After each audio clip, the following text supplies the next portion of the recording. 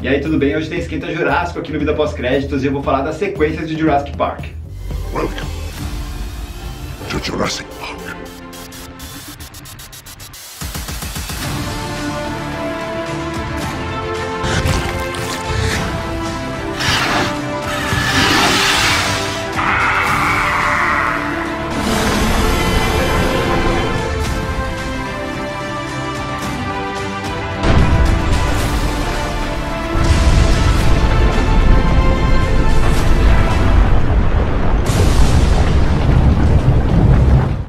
Antes de começar a falar sobre as sequências, eu quero te lembrar que tem uma playlist nova aqui no canal de Jurassic Park e Jurassic World. Então se você quer ver tudo que eu falei sobre o assunto já que eu postei aqui no canal, acessa lá para ficar por dentro, beleza? Bom, o Esquenta Jurássico é um esquenta para o novo filme que vai estrear dia 2 de junho, Jurassic World Domínio. Então aqui eu estou relembrando os filmes anteriores e falando um pouco sobre a expectativa para esse novo lançamento. O Mundo Perdido de Jurassic Park foi lançado em 97 e Jurassic Park 3 veio em 2001. Obviamente eles não se tornaram um clássico como o primeiro filme e muita gente não gosta do 2 e do 3, mas eu já vou avisando que eu adoro. O Mundo Perdido também é baseado num livro do Michael Crichton. Ele já estava em bastante contato com Steven Spielberg e esse foi o primeiro livro que ele escreveu já sabendo que ia se tornar um filme. Mas o livro serviu como base. Ele falou para Steven Spielberg, olha, beleza, vou escrever, mas você faz o que você quiser quando se adaptar. Aliás, ele é da seguinte opinião. Era que o Michael Crichton infelizmente faleceu em 2008. Ele falava que ele vendia os direitos do livro para alguém sem esperar que o diretor fosse extremamente fiel à sua obra. Ele acha que isso, na verdade, pensar e esperar que uma obra cinematográfica seja extremamente fiel ou tenha a obrigatoriedade de ser fiel a um livro, é burrice, porque ele entende que são mídias diferentes, o público é diferente, o formato é diferente, o ritmo em que as coisas acontecem são diferentes. Ele esperava que o diretor fizesse o filme dele e não o livro dele. Então ele vendia os direitos, deixava a pessoa com total liberdade de criar e torcia para que saísse um filme bom daquilo. E às vezes ele achava que os filmes ultrapassavam um pouco o limite do que ele escreveu, ou às vezes não arriscavam tanto quanto deveriam, mas normal, como eu falei, ele torcia para que fosse um bom filme, tinha suas opiniões, mas de maneira nenhuma achava que deviam ser fiéis, extremamente fiéis, ou cobrava isso dos diretores, ou se intrometia na produção. Ele sabe que é muito chato alguém se intrometendo no seu trabalho, estava à disposição caso precisassem dele, mas não ficava metendo o bedelho não. E eu devo dizer que eu concordo completamente com o pensamento que ele tinha. Uma curiosidade sobre o Michael Crichton é que o trabalho dele foi tão importante, não só para a cultura pop, mas para o mundo da paleontologia, que ele acabou tendo um dinossauro descoberto nomeado com o sobrenome dele. E foi a junção de dois nomes dele e de uma outra pessoa, o dinossauro acabou chamando Bienosaurus crichtoni. O Crichtoni é uma referência a Crichton, do sobrenome do Michael, que é Michael Crichton. E qual que é o enredo então de O Mundo Perdido de Jurassic Park? Depois do que aconteceu lá no Jurassic Park, todas as pessoas que vivenciaram aquilo, que presenciaram, não puderam falar o que aconteceu porque eles tinham assinado um contrato em que tudo era confidencial e tal, mas o Ian Malcolm foi contra esse contrato, foi na mídia e abriu a boca e começou a falar de tudo o que aconteceu. Muita gente acreditou, muita gente não. A InGen tentou calar e abafar todo esse caso, mas um novo capítulo desastroso aí na história de humanos e dinossauros estava prestes a acontecer, porque o John Hammond convidou o Ian Malcolm para ir na mansão dele para conversar. Inclusive, chegando lá, o Ian acaba encontrando rapidamente Alex e o Tim, né, as crianças que vivenciaram tudo aquilo no parque com ele. É legal, é uma participação especial, isso é bacana. A gente quer ver mais deles, mas é legal a gente ver essa ligação de um filme com outro, já que nesse filme o Ian Malcolm vai ser o principal e a gente não tem a presença do Alan Grant e da doutora Ellie Sattler. E aqui o John Hammond também aparece pouco, então é praticamente um cameo, né? Uma participação especial que então conversa com o Ian e fala que existe uma outra ilha com dinossauros, o Sítio B, que fica a 80 milhas da Ilha Nublar, chama Ilha Sorna e lá era o lugar que realmente eram criados os dinossauros, porque a Ilha Nublar era uma coisa mais turística, então tinha lá aquela parte com os ovos ali, o pessoal via, mas aquilo era tudo tipo um show, assim, para verem como que funciona, mas o que acontecia mesmo de verdade, né, o cuidado com os dinossauros, a criação deles ocorria na Ilha Sorna. Só que o que aconteceu nessa Ilha Sorna? Passou um furacão por lá e todos os funcionários tiveram que evacuar e acabaram largando tudo para trás, então os dinossauros foram soltos, ficaram vivendo por conta própria por 4 anos e criaram todo um sistema ecológico próprio lá. Aí o John Hammond está querendo juntar um grupo de pessoas para ir lá documentar, né, que dinossauros estão lá, como que eles estão sobrevivendo, fazer todo um projeto aí de apresentação para poder tentar preservar aquele lugar. Porque o que acontece? Depois que teve o problema no parque, e recentemente nesse filme, que é o começo desse filme na verdade, uma família acabou parando com uma lancha lá, tipo um pequeno cruzeiro assim, e a filhinha deles foi atacada, só que ela não morreu, ficou bem. Mas aí com esses dois acontecimentos, o John Hammond acabou perdendo o controle ali, ele que mandava na InGen, mas ele acabou sendo deixado de lado, né, por causa de toda essa polêmica, e quem tomou conta foi o sobrinho dele, que vai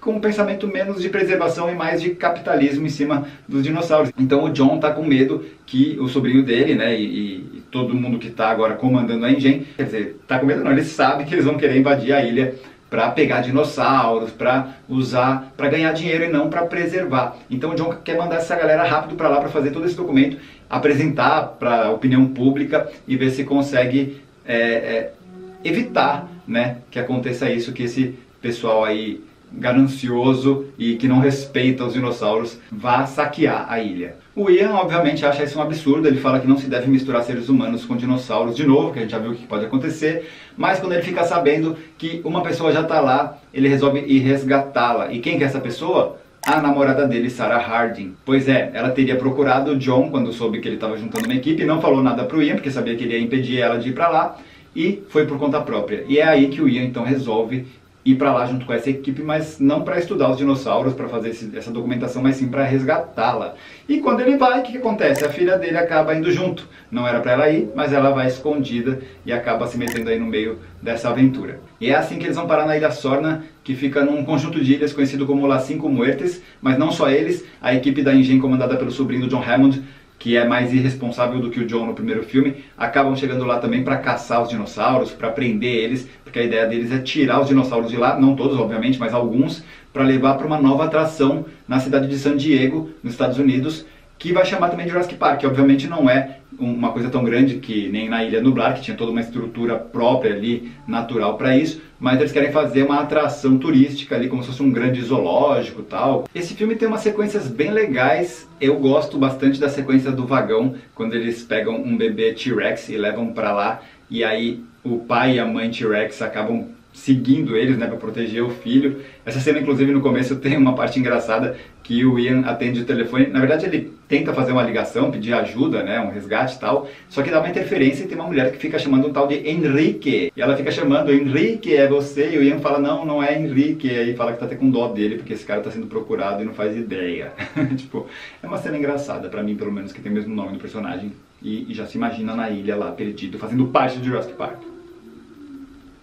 Aliás, essa cena do vagão foi filmada no estacionamento da Universal. Eles usaram todo... Tipo, imagina aqueles prédios de estacionamento assim, né? Vários carros. Aí eles construíram todo o penhasco ali na lateral. É bem interessante você ver os bastidores, como eles fizeram. Acho que usaram muito tela azul, efeitos especiais. Filmaram em estúdio também. Mas eles chegaram a construir toda essa paredona assim, onde fizeram essa cena. É bem curioso. Outra cena legal também é dos Raptors. Caçando o pessoal que estava tentando sair da ilha, fugindo, né, dos dinossauros. Aí eles estão num lugar com bastante grama alta, assim, a gente vê os rastros dos Velociraptors chegando perto deles e tal. É uma cena bem legal também. Falando em Velociraptors também, a sequência final é bem legal, que tem o Ian, a Sarah e a Kelly, que é a filha dele, fugindo. Ela toda é muito legal, eu gosto bastante daquela sequência, porém, tem duas coisinhas que eu faria diferente. Eu não sou desses que fica cobrando realidade de filme, ainda mais de um filme como esse, que tem dinossauros perseguindo as pessoas, mas tem duas cenas ali que eu sempre achei que foi, eu não sei se foi mal editada, o que acontece. A primeira é aquela que a Kelly faz uma acrobacia, né, segura num cano e dá um chute no Velociraptor. Eu não sei, ficou pouco convincente, eu achei, a força dela para derrubar aquele bicho. Eu não sei lá se é impressão minha. Eu acho que talvez pudesse ter tido um pouco mais de dificuldade para ele cair. Não sei, parece que ele voa tão fácil assim com o peso dela. E outra é quando a Sarah também sobrou ali dentro de um... Ela tá tipo num andar assim, ela tava no telhado, daqui a pouco ela tá no outro andar, os Velociraptors lá lutando, né, rolando ali, passando por ela. Aí ela cai em cima de uma lâmpada, a lâmpada faz assim, ela quebra uma janela E aí na próxima cena já tá o Ian e a Kelly levantando ela. Eu também acho muito estranho aquilo, como que ela cai exatamente, beleza, ela podia cair ali, quebrar a janela e sair, mas cara, já estavam os dois esperando ela ali embaixo, sabe? Eu sei que não precisa mostrar tudo, né? Não vai mostrar cada detalhe, então vamos supor que ela tivesse rolado, eles viram ela ali, foram ajudar, mas o corte é tão rápido que eu fico meio achando estranho, assim, sempre que eu vejo essa cena eu falo... Pô, muito fácil, né? Caiu ali e tal, não sei o que, já caiu e tal.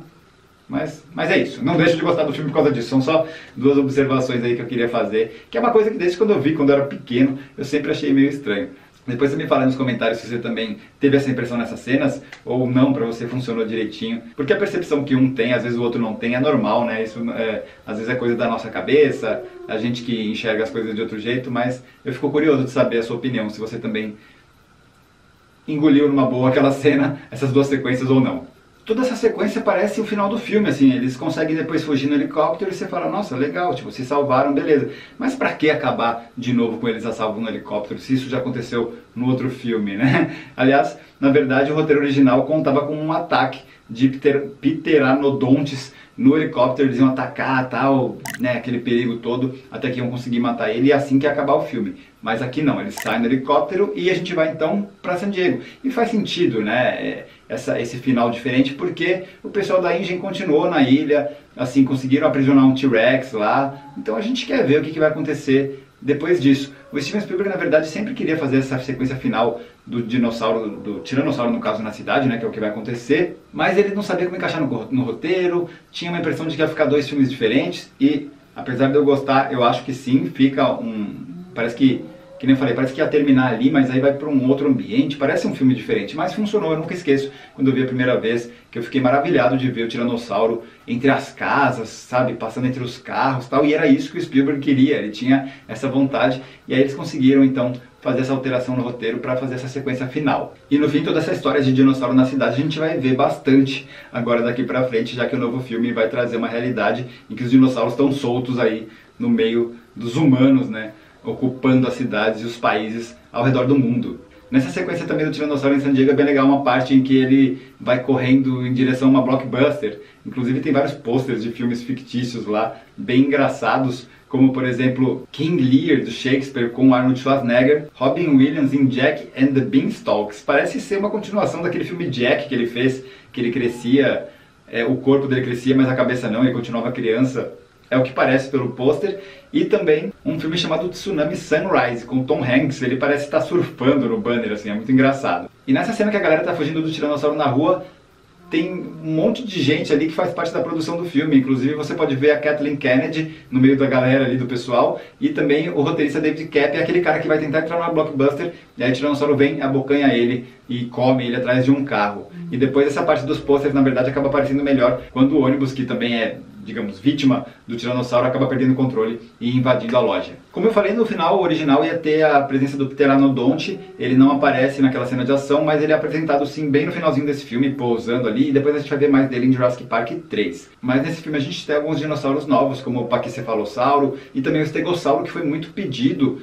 Quando eles fizeram o primeiro filme, eles receberam várias cartas de fãs e de crianças falando que, poxa, pena que você não colocou o estegossauro, não sei o que lá. Então, por demanda popular, o Steven Spielberg acabou colocando ele aqui nesse filme. Eles chegaram até a construir um estegossauro grandão, né, um animatrônico, e aí um dia o Steven Spielberg chegou lá no set, quando eles iam fazer aquela cena no começo, quando encontram uma Sarah, né, e ela acaba fugindo dos estegossauros lá, ele olhou aquele estegossauro e falou, pessoal, infelizmente a gente não vai usar mais ele, a gente vai fazer tudo em CGI, tudo em computação gráfica. Ele chegou à conclusão que aquela sequência ia ficar melhor com os efeitos digitais e não com o animatrônico. Mas isso não quer dizer que ele trocou o filme todo, né? Ah, não tem mais animatrônico, não. Ele continuou fazendo aquele equilíbrio, né, entre animatrônicos e efeitos especiais computadorizados. E isso funcionou bem de novo, como funcionou no primeiro filme, aqui funcionou bem legal também. Mas esse animatrônico acabou sendo usado naquela cena em que eles vão soltar os dinossauros lá à noite, que estão tudo enjaulado ali. Esse estegossauro está enjaulado e ali é o animatrônico. E falando de estegossauro, mais uma curiosidade. Aquele bebê estegossauro que a Sarah Harding começa a tirar foto ali nessa cena, na verdade a Julianne Moore falou numa entrevista que tinha um nome, e o nome desse bebê estegossauro era Claire. Você conhece esse nome? Pois é. Será que é uma coincidência? E agora, falando de bebês dinossauros, aqui mais uma curiosidade sobre os efeitos sonoros. O Baby T-Rex, né, aquele nenezinho T-Rex que eles levam pro vagão, tem o som, né? Eles usam, como no primeiro filme usaram sons de vários animais, aqui o Baby T-Rex teve o som de um bebê camelo chorando, pedindo pela mãe, olha que triste. E também tem uma curiosidade sobre o Pteranodonte no final, quando ele dá um rugido mais agudo assim, ali eles não usaram um som de animais como era de costume, eles usaram o barulho de um fio dental saindo de uma caixinha, né, da sua embalagem. Aí ele fazia aquele barulho agudo, eles colocaram algum eco, desaceleraram e foi esse o som usado para esse animal no final do filme. O Steven Spielberg quis fazer de Um Mundo Perdido uma história um pouco mais sombria, uma pegada mais primitiva. A gente percebe isso bastante na trilha sonora, que tem aquela batida meio de selva, sabe? Parece uma coisa de savana africana. E esse foi uma ideia que ele deu para o John Williams, que compôs a trilha, e o John seguiu ali nessa linha. O Steven fala que ele gosta até mais, ele acha essa trilha melhor que a do primeiro filme, porque ela é musicalmente mais complexa. E apesar de O Mundo Perdido ter sido um filme bem sucedido, fez dinheiro e o público no momento gostou, o Steven recentemente falou que é uma sequência que ele não gosta muito. Ele fala que ele foi com muita sede ao pote, né, queria fazer, sabe, quando a pessoa fica muito animada e aí tem dinheiro para fazer e aí fica meio deslumbrado assim e tem aquela pressão de ter que superar o primeiro, fazer alguma coisa diferente, e tem a pressão, assim, entre aspas, do público, né, que também espera alguma coisa, tem uma expectativa em cima. Ele fala que ele não gostou, ele considera, na verdade, essa primeira sequência que ele fez na carreira dele, porque ele já tinha feito Indiana Jones, mas ele considera Indiana Jones uma série de aventura, né, é mais episódico, e aqui não, era realmente a continuação de uma história. É isso, falamos então de O Mundo Perdido do Jurassic Park, e agora vamos falar de Jurassic Park 3.